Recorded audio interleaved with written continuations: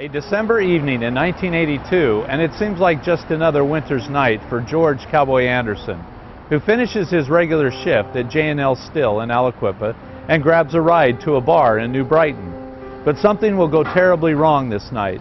George Anderson vanishes.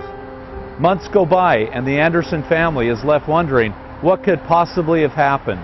Finally, Anderson's body is discovered by a barge worker floating in the Ohio River in the town of Industry. One thing, if only one, is immediately clear. It's no accident that Anderson's body is floating in that river, or that it took so long for it to surface. Join us now as we search for answers in the case of George Cowboy Anderson. I'm LeVar McBride, and this is Cold Case, Beaver County.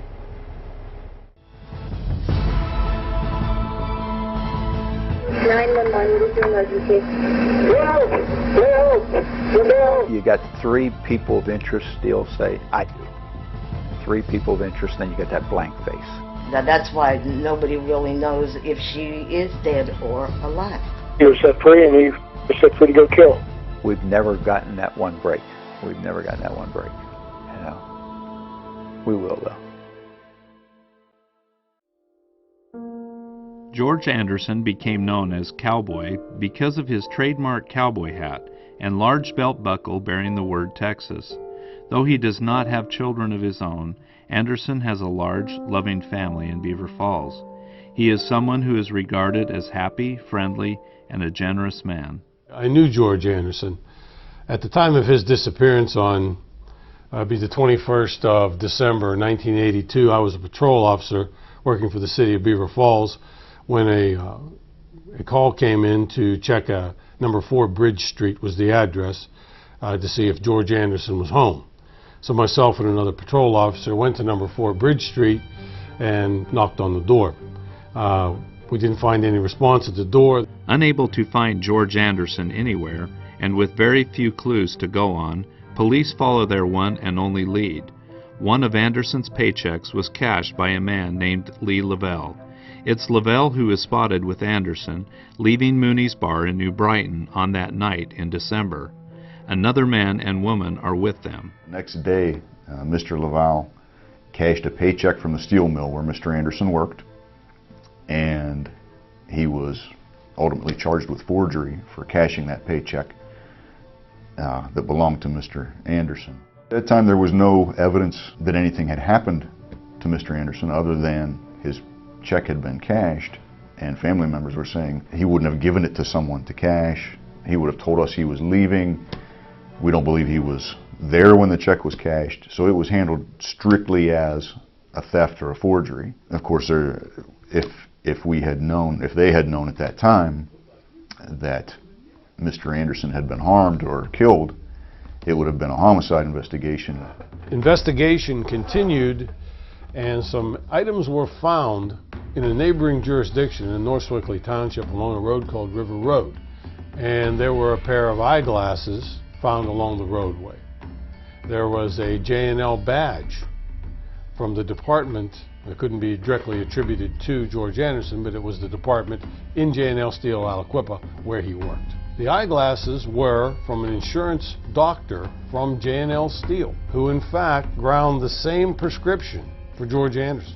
The likelihood is that the J&L badge and the glasses were those of George Anderson. Investigators learned the names of several people who may have been involved in Anderson's disappearance, but interviews with witnesses and possible suspects prove, at best, challenging. The witnesses and potential suspects are either uncooperative or inconsistent, giving police conflicting information about the last night of George Anderson's life. His whereabouts won't be known until April 30th, 1983, when his body is discovered floating in the Ohio River. And on examination, found 2 gunshot wounds, shotgun wounds to the right side of the face, right side of the chest. So we knew it had been a murder or killing, and probably the ropes were used to weight the body down and hold it underwater for a period of time. Those who knew Anderson are baffled at the thought of anyone trying to harm him, much less end his life. Well, everybody was, very,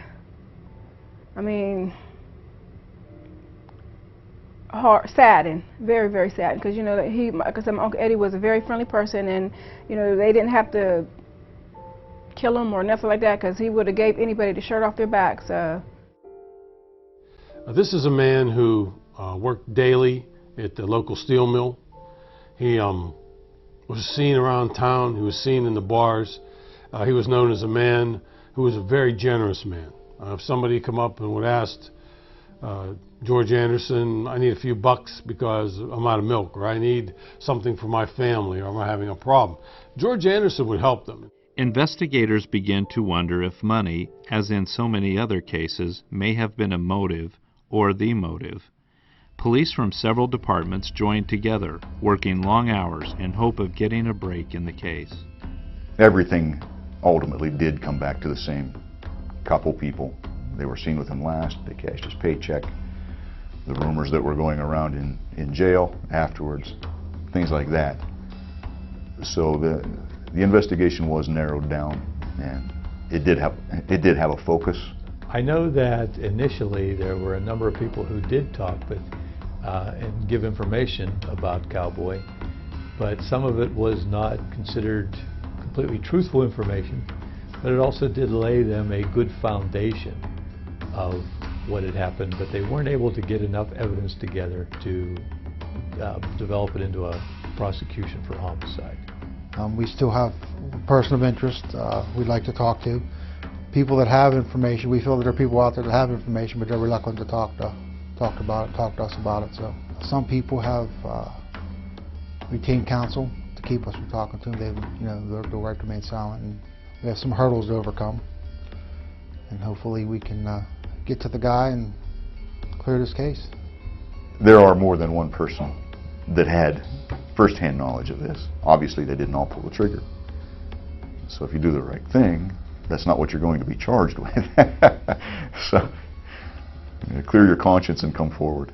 You always hope that with time, rather than erode a case, sometimes it actually can build it up. People want to kind of make squares, so to speak, before their before they go, so to speak, and that's happened. You can never exclude a significant life event which prompts somebody to say, you know what, I've kept this long enough, it's over now, I'm coming forward. That's what we're looking for.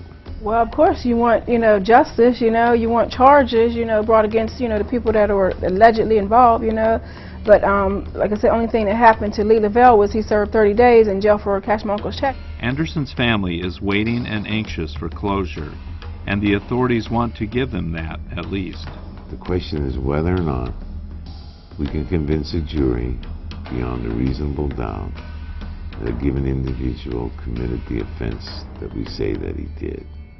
To just to file for the sake of filing and losing, you only get one bite of the apple. You only get one bite of that apple.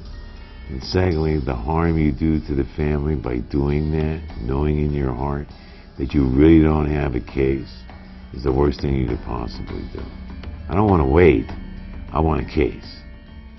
If that takes a second or that takes another 10 years, so be it.